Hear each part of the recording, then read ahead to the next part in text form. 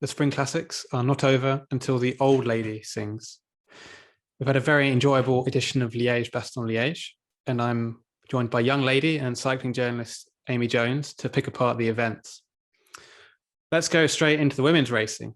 I thought it was very enjoyable, and we had a slightly surprising winner in Demi Vollering. Is that fair to say? I wouldn't say. I think Demi Vollering definitely went into the race as one of the favourites. She's been knocking on the door, to coin a very overused phrase, of a race like this for a long time now. She's podiumed in this race before in her first year as a pro. She said that in the post-race interview today. And after the turn that she did for Anna van der Breggen on Wednesday at Flesch, I think it was time to repay the favour. I wouldn't necessarily say unexpected, but she was perhaps like an outlier. You know, when you look at who else was there, like Voss was probably the nailed-on favourite. Yeah, I mean, this was the interesting thing about the finale for me. You had the usual suspects. So you had Van der Breggen, who was basically the star domestique for her, keeping it all together in the last 10K. You had Nivea Doma. Who am I forgetting? Vollering, obviously. Van Vleuten. And that was pretty much, so it was Anna, Annemiek, Demi, and Kasia and Kasia. That's it. There were five of them. There were five, yeah. Yeah. Exactly. Oh, Elisa. Oh, yeah, that's what I mean. Yeah, we're good at this. We did watch this, seriously. It was only a few hours ago. It's so long ago now. It was like... It feels like yesterday. Yeah. But the point is that they're all kind of tried and tested winners, whereas Demi, especially after Brabantse Pijl, where she was nicked on the line, really she lost it, frankly. She celebrated slightly too early, and Ruth Winder nicked it. It got me thinking, has she bounced back from that? Is a confidence there? Is a form there? Because like a race like that, like 140K, you need to have something in the legs, and sometimes you don't know till you get out the saddle and start sprinting. But it was a consummate SD Works performance, wasn't it? Like, just talk me through how impressive their teamwork was. Yeah, their team rode so well today. After a few races where, I mean, at the start of the classic season, we were saying, or at the start of the season rather, we were sort of saying, oh, that's it, SD Works are going to win everything. They've got this strength in numbers. And then a few races went by where they kind of seemed to lose that a bit. But today they were back. Like, it started with Niamh Fisher-Black going off. She went off solo and she went off with a group as well. And then shortly after, Ashley Moorman-Passio forced a move with Cecily Uttrup-Ludwig and Lucinda Brand eventually, which stayed away for quite a while, which gave Anna and Demi the ability to just kind of sit back in the group of favourites that were behind. And then once they got caught, and meanwhile as well, you had Chantal van der Broek-Black policing the front, and she did an impressive job and ended up just blowing her doors and going backwards on the last climb as well. You could see how spent she was.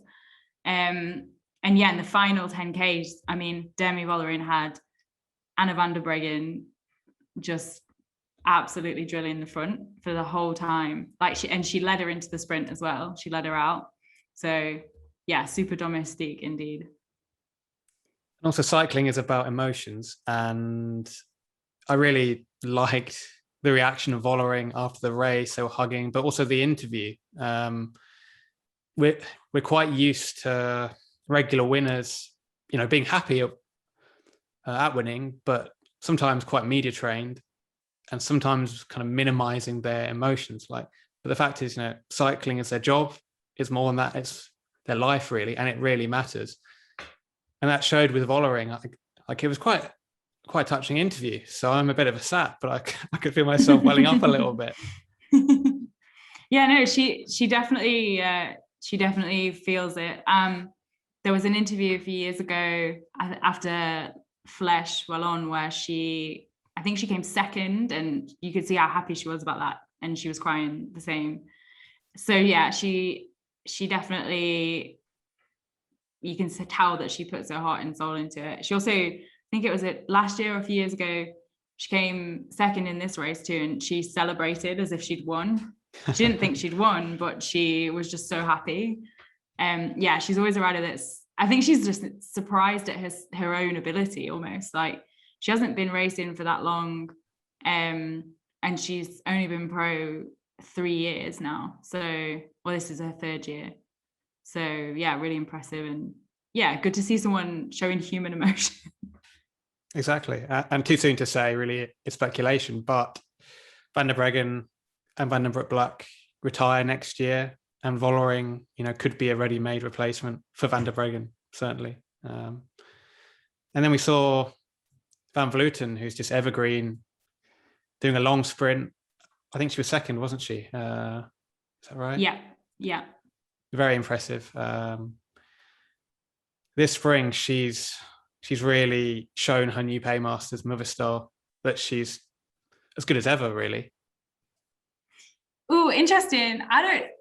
So she's definitely still up there. It's hard because, like, by Annemiek standards, she hasn't got that extra bit that she's had for the last few seasons, where we've seen her try and make those moves that we're used to seeing from her, where she goes really long range, and she managed it in Flanders, but that's the only time that she's been able to do that so far. And I think it speaks to the strength of the peloton as a whole, that she's not been able to get those huge margins that she's had in recent years. And she put in a few digs today that looked like they should have, it was like the Annemiek of old, where she would have gotten away solo and probably just TT'd away to the line with that before, whereas this time there's a whole group of riders behind her to shut it down.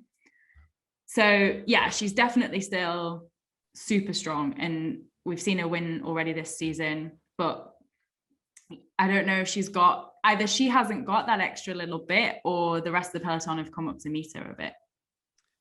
Yeah, I think certainly today, the fact Van der Breggen was on a very good day and acting as the domestique for Vollering kind of had her card marked, because she did move. I think she pulled away Van der Breggen and Longo Borghini on the last climb, but it came back together. So the strength is still there. So yeah, I suppose we'll see at the Giro and beyond if she is still as strong as before.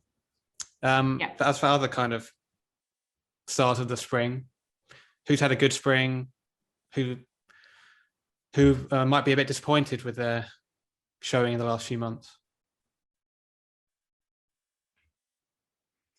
I think disappointed in the sense that for today, for example, having not been able to take a big World Tour win, Ruth Winder must be, obviously she had that great ride at Flesch on Wednesday and she won Brabantse Pijl, but today she probably could have won.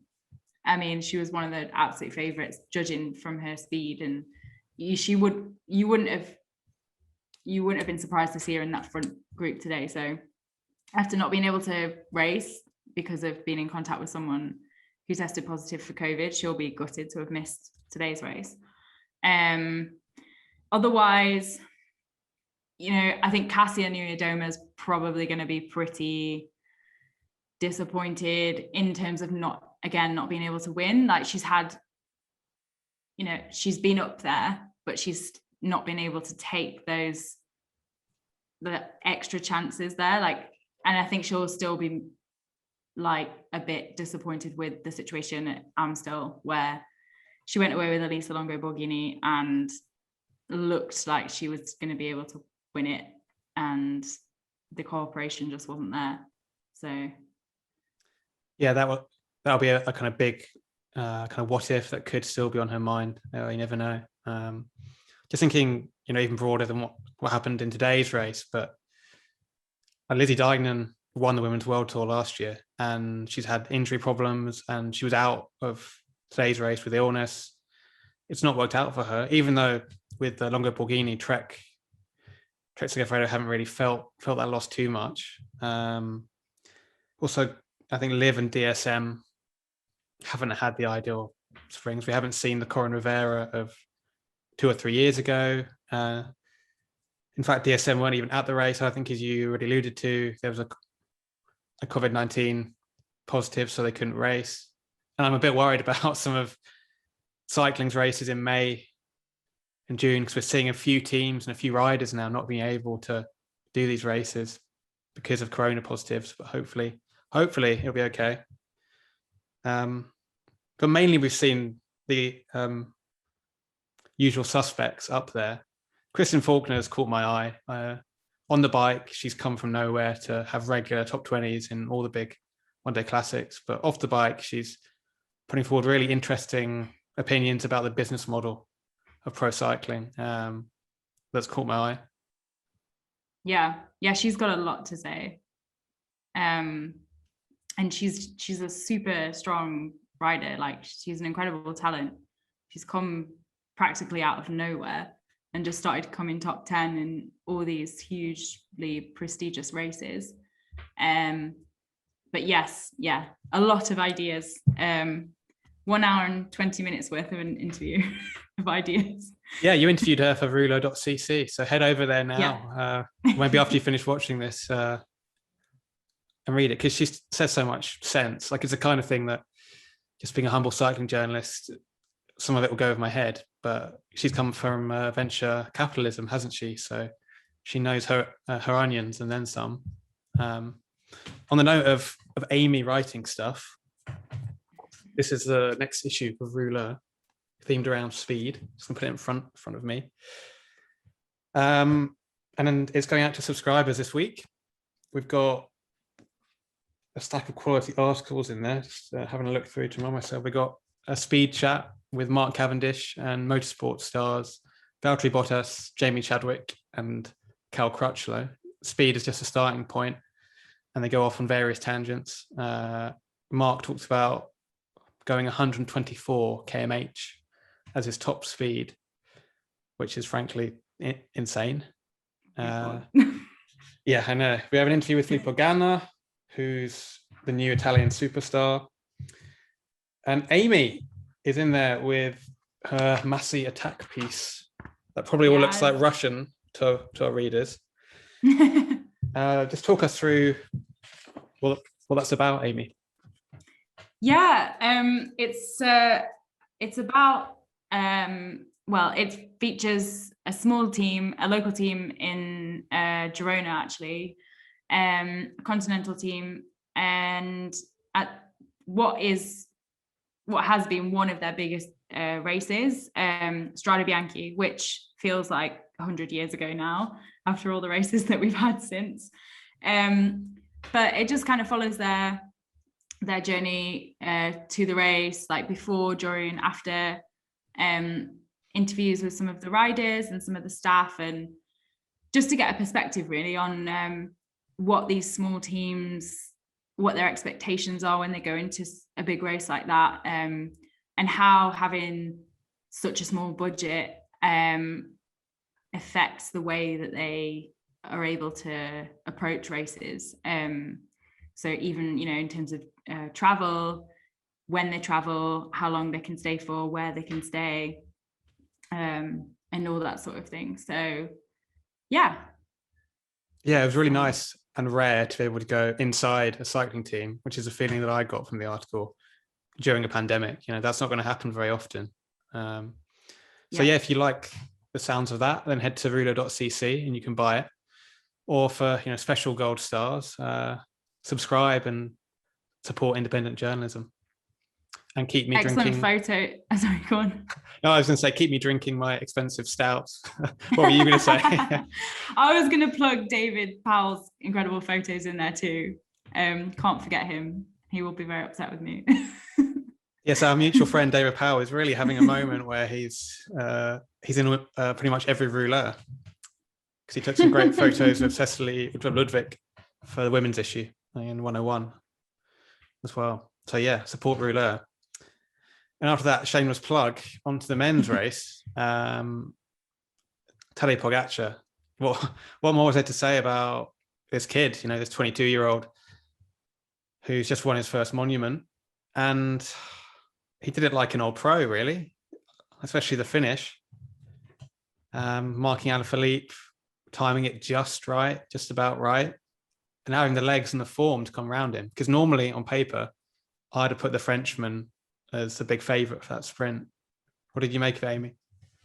Yeah, I mean, incredible riding from Pogacar. Like he's just so, he's almost like unassuming as well for somebody who's so good and so talented. And this is completely unrelated to his racing, but I love how he's always got his hair sticking out of his helmet.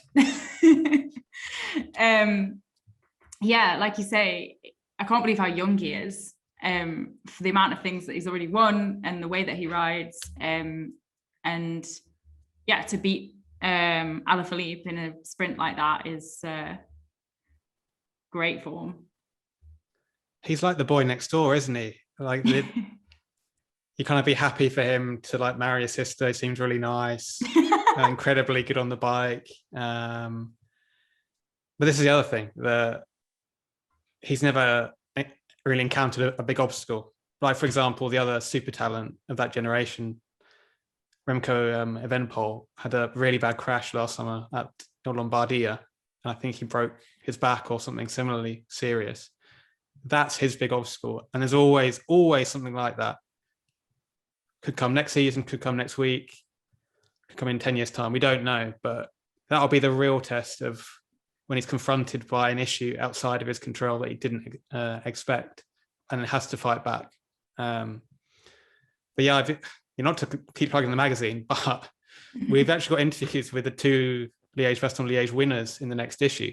So we have one with Demi Vollering and with Pogacar, although I've mainly talked to a lot of people around him, and it's had some very interesting stories. He's like the normal one. Like because everyone says how normal he is. And I don't want to give too much away, but I talked to his agent, Alex Carrera, who's one of the super agents of the sport. And he was saying things like, when he started out 2 years ago, his contract was 90,000 euros a year.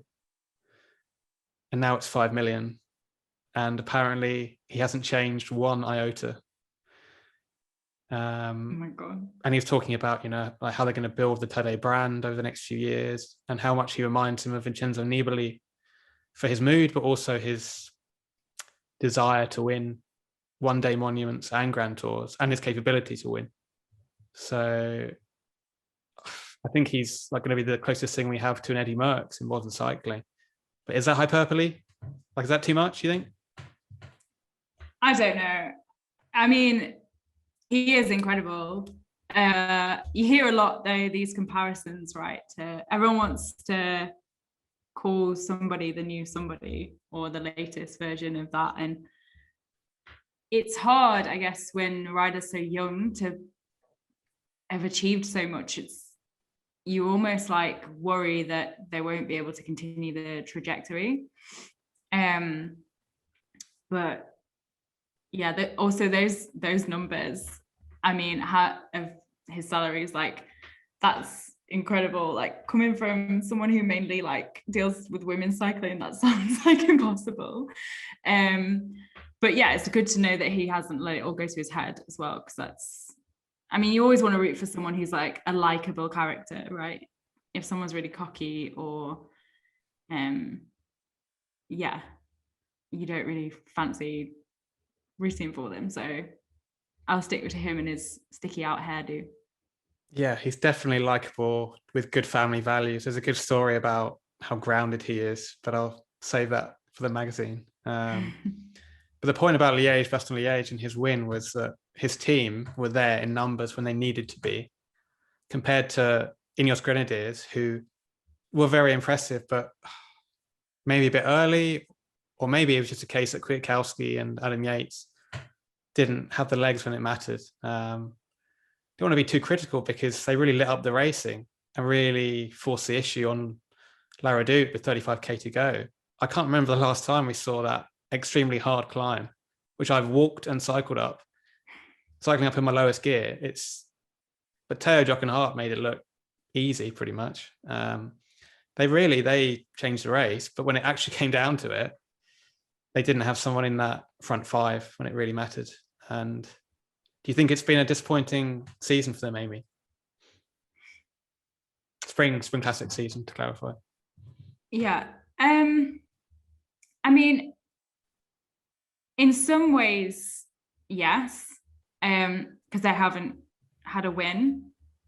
But then to have signed Tom Pidcock, who's come out swinging in his first pro season, I mean, I'm not sure you could consider that a disappointment. But certainly today, yeah, you're right. Like, they really lit it up, but it seemed to be like for no apparent reason. I mean, Richard Carapaz had a really good go. He was out there for a while, but yeah, it seemed like they set up nothing with that effort. They set up some of their rivals kind of inadvertently. They would, yeah, I'm pretty sure they would have hoped that Kwiatkowski would have been there. But yeah, I mean, Pidcock is a bright spark of their spring season, but they only had one spring win, and that was Brabantse Pijl. So he just missed out in Amstel by the narrowest of margins last weekend. But I think they'll be back, and it's very clear they've got a team for hilly classics like Lombardia or Liège. So lessons will be learned. Is Brabantse Pijl World Tour for the men? Nope, it's not. Oh, right. Okay, it's not. Okay. So yeah, still a great win for Pidcock, but not the biggest of wins for the team. Right. Yeah. I thought Valverde blows my mind doing that on his 41st birthday.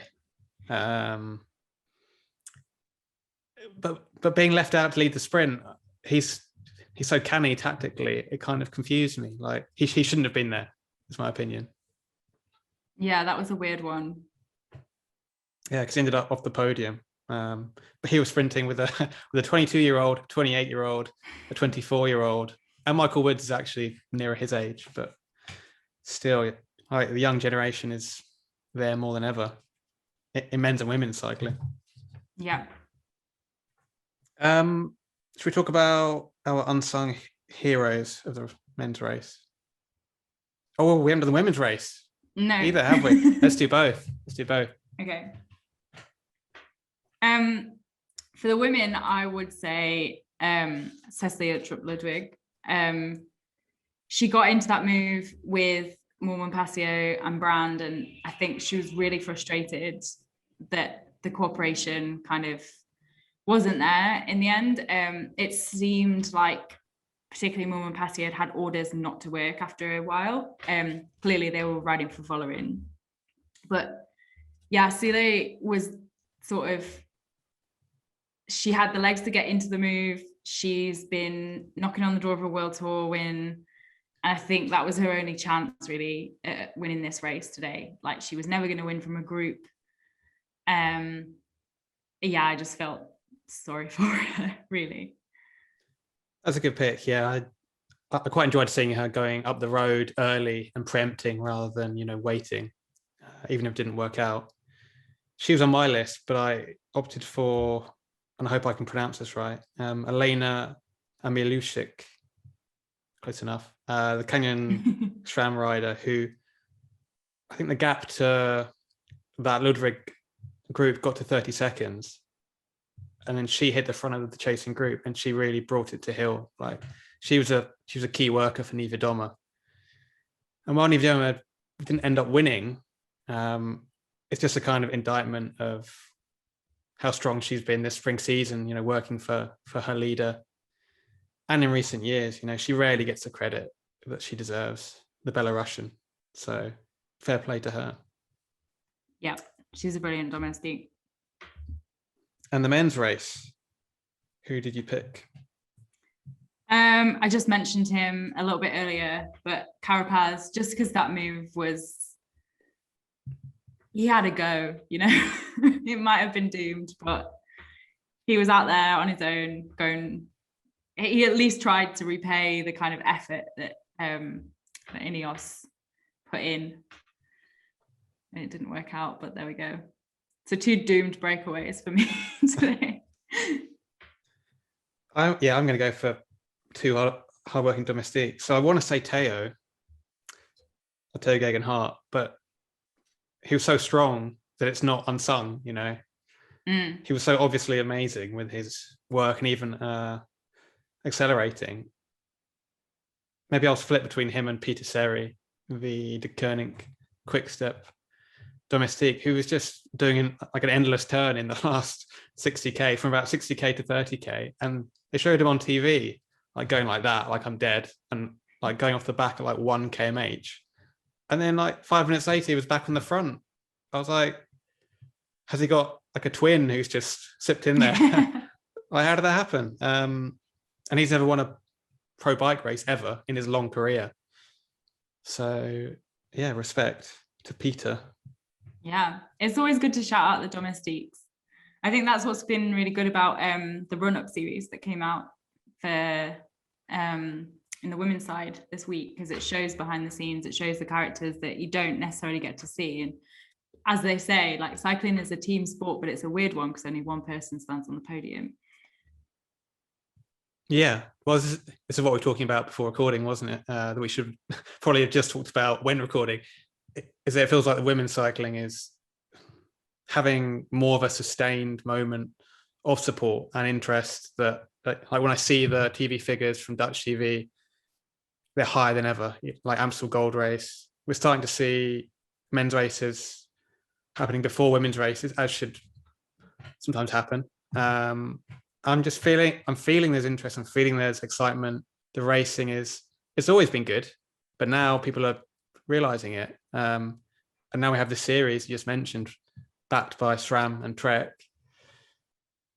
It's a good start, isn't it?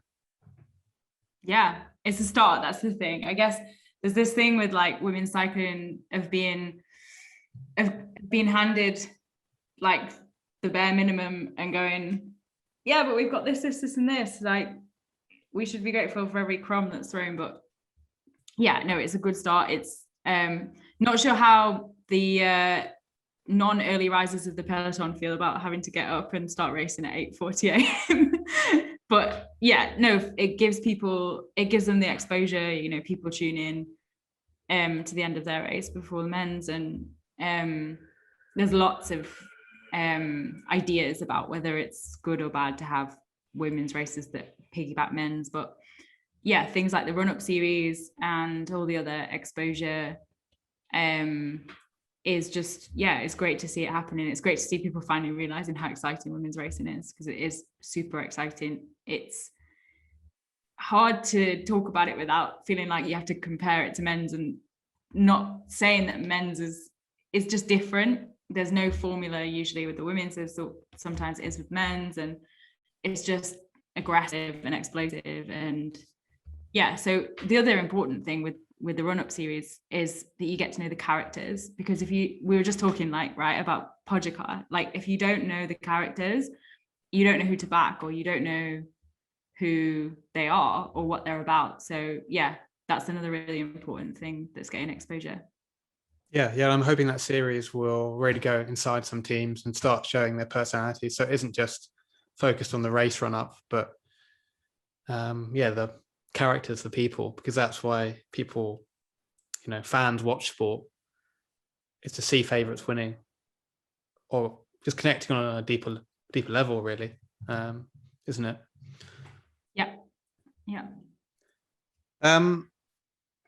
I've written pet diversion in my notepad, reminding me that here at Rouleur we like to focus on the animals that appear in bike races on the roadside, always held on a leash normally, or in a field. And I think Amy has spotted, is it a dog or a cat this time? Always dogs. Cats are very difficult to spot, I imagine. I don't really look out for cats. Not a huge they're not much smaller than dogs though, but anyway. That's true. maybe I'm just, I prefer dogs, so I'm just programmed to look for dogs. Although I did see a very excited looking cow that was having a nice little run at 10.5 k's to go in the men's race. All of these are from the men's race, I guess. I don't know what this Come on, says. Amy, That I support didn't- women's cycling. What are you doing? Well, maybe I am, because I'm saying I didn't notice any in the women. The racing was so exciting that I didn't notice any. No, I was busy. But yeah, there was a few. There was a white fluffy boy at the side of the road with about 5Ks to go. I'd say he was my favorite. There were some small ones, some hidden ones, but I still saw them. There was it was all in the sort of last 10Ks, a quick succession. A lot of people were lined up on the road basically, and they'd brought their furry friends along to watch bike racing. So I'll insert my favorite dog of the day. Yes, please send to long-suffering editor Peter so he can roll his eyes and be forced to include it in this edit. Sorry, Peter. Yes, also sorry. Hashtag not sorry. We meant to keep this to 20 minutes, weren't we? And we haven't, because we're having too much fun talking about a very good race. Let's very briefly, just before ending, talk about the losers and the winners of the men's Spring Classic season. Now it's kind of wrapped up. Losers first. I've got to say Lotto have to be disappointed. You know, Philippe Gilbert's had a difficult spring. I think he's had some motivational problems and, you know, bigger issues than just cycling. It hasn't helped, but he's not really been near the front end. And same for John Degenkolb. AG2R Citroën, Van Avermaet was third in Flanders, but they had a two-pronged attack with him and Oliver Naesen, and they've really mainly been good at finishing 5th and 8th, which isn't ideal. Not to disparage them. And lastly, I've written EF Nipo, who then you signing Michael Valgren broke his hand in the very first race of the year, so he's been just playing catch up and hasn't been able to be up there. And Alberto Bettiol, the Flanders winner a few years ago, not really there, didn't have quite the edge to be up there. They've been a bit invisible, apart from getting a few breakaways. Is there anyone else to add to that for you, Amy? No, I think you pretty much covered everybody that I would have said there. Well, I guess it depends on the standard, right? It depends on who you're talking about, whether they'd be disappointed with like a podium or come in top 10 or not. So I guess I would imagine Roglic would have liked to have gotten more out of his classic season. Yeah, that's pretty much all I would say. That's a good point. That's a good point that he was missing when it really mattered today. But you know, Jumbo Visma had a great spring with Wout van Aert and Marianne Vos, of course, who isn't leading the World Tour anymore. But that's going to be a kind of good ding-dong battle for the rest of the season. Yeah, between her and Elisa. Yeah, and maybe Van Vleuten, like depending how the Giro goes. Yeah. Well, although actually no, because it's not World Tour. It's not World Tour. No, the Giro got demoted because they didn't show live coverage last year. Right, yeah, that figures. So even though it's the biggest race in women's cycling, that's very cycling for it for that to happen. That's a shame, but it'll still be a great race anyway. Yeah, just no one will see it. Yay! Hopefully change next year. Yeah. Maybe there's an article in that. But anyway, it's been fun, and we'll see you again soon. Maybe we're going to do a men's Giro preview show. Might be the next one. But until then, thanks for viewing, and see you soon. Bye. Bye.